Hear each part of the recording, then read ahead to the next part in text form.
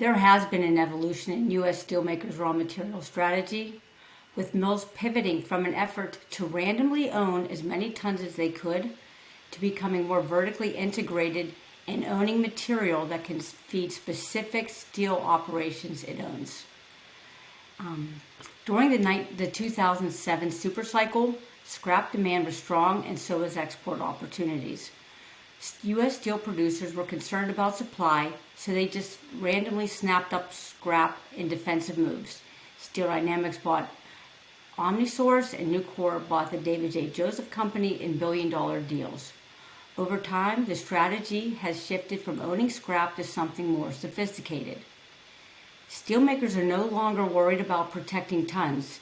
They are showing increasing interest in controlling the material near mills they own. Producers have built mills around their scrap assets, and they're seeking scrap assets around their mills. Nucor is a great example. When determining locations for new mills, access to its own scrap is essential. Its newer frost-proof Florida mill is not far from its trademark recycling operations. The decision to expand Nucor Gallatin was probably an easy one due to its proximity to its own raw materials.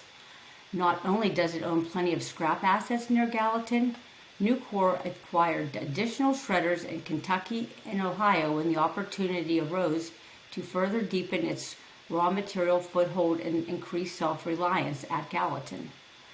Another example is Steel Dynamics. It has purchased shredders in Indiana and Texas to feed mills it owns, while it sold off a chain of scrapyards in the southeast that couldn't feed its mills.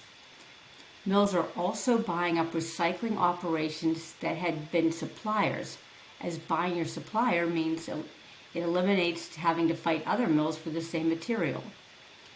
These examples show that scrap is not being targeted just for the sake of owning it. It's being targeted for self-sufficiency and eliminating the possibility of losing tons to a competitor.